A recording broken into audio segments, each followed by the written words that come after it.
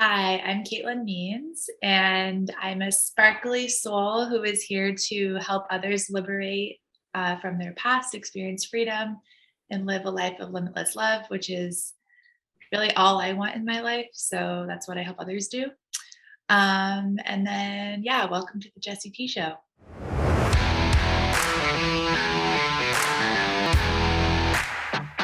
Katelyn, welcome to the Jesse T Show, sister.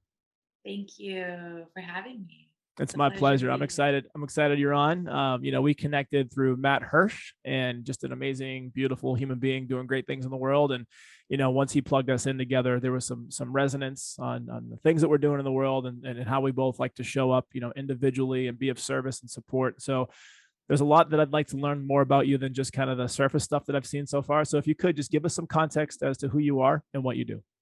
Thank you. Yeah, I think, first of all, yeah, I'm really just through the work creating like life's purpose, the people that you meet, not only like mentors but also people in the shared space, it's really very organic, if you will.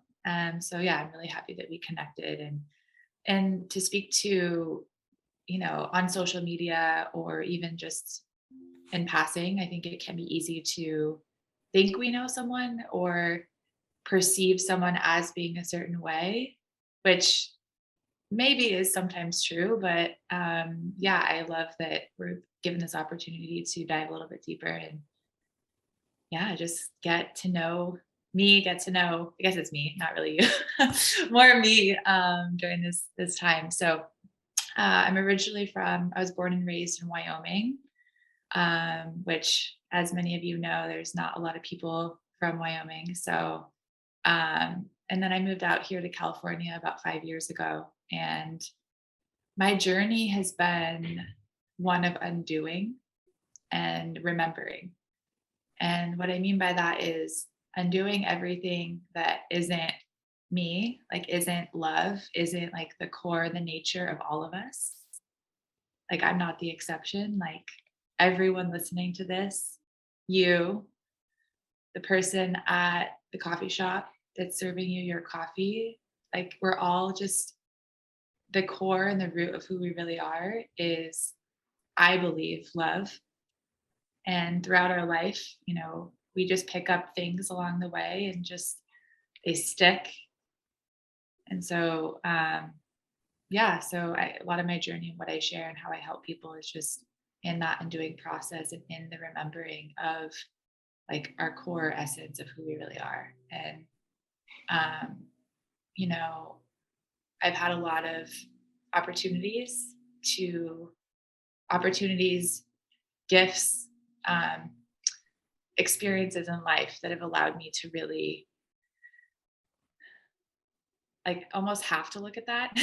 Like, there were some points when I was like, whoa, I don't even have a choice. Like, sink or swim. Like, this is so my journey is a product of, or me helping people is a merely product of my journey and where I've been.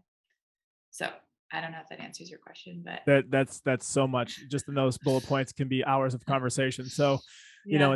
in terms of your, it sounds like you've been on a deep spiritual journey, and a journey of, again, remembering who you are. And that's such a beautiful thing, because once you go back to, really, it probably goes back to that inner child. And that's why there's so much things around inner child work and healing, because who we were before society got their hands on us is usually a lot different than who we are in present day. And so there's a lot of work to be that, first of all, self-love is a big piece of this, right? And holding space for yourself and being able to say, you know what, don't persecute yourself, judge yourself, shame yourself, all those connotations because of where you are now. A lot of that was, conditioning. And a lot of that was experiences, and us maybe not having the right tools to be able to operate those experiences. So it sounds like you've done a lot of work to get to remember who you are, to remember that love is the answer. And I'll share a story about that down the road. But as far as your journey, what has been your journey in remembering who you are, and where did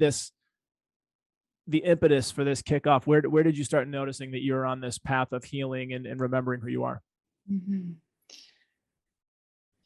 Yeah. Oh, it's a good, I think there's been multiple moments, like multiple blips in time that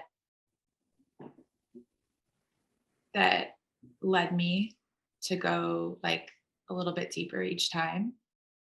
So I would say the first was, well, growing up in Wyoming, growing up in a place where there's not a lot of space for people to be who they really are. Mm, And that was my experience my entire life. Like I wasn't ever really, not knowingly, but I just never felt like I was always a square peg trying to fit into a round hole. Like I did all the things like sports and school and friends, and I had a beautiful life growing up, but like there was always this deeper knowing of like there's more, and like my soul came to like discover that.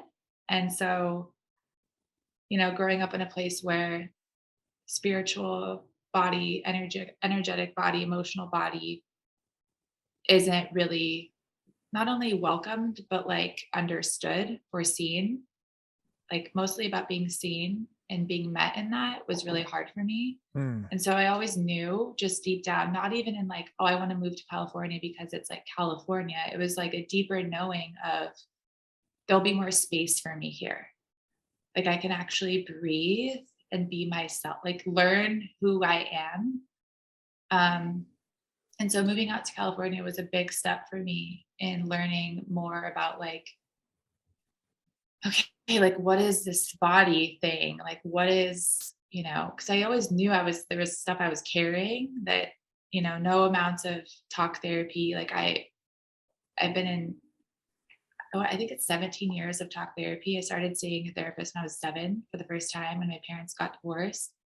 And then, I had an eating disorder, anorexia when I was 9 to like on and off till I was about 16. And then, um, yeah. And then I would say like the biggest, I guess you call wake up call was, I went through a breakup, which most people do experience radical shifts after, a relationship ending. But I went through a breakup in what was it, 2016, 2017, I guess, like a couple times.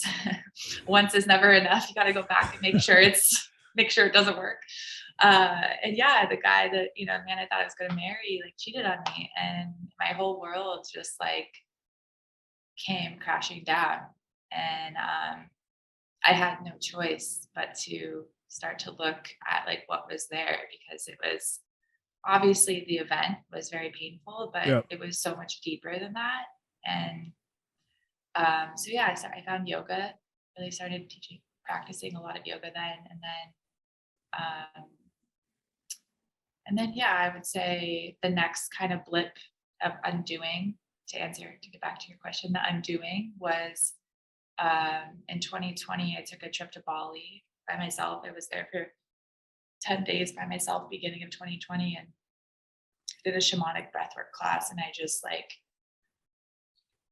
was like, whoa, there's something, like something is here. Like this is not the end of like, there's more. So I just kept getting these pings of like, not more in a searching sense, but more in a remembering Yep. sense. Yep.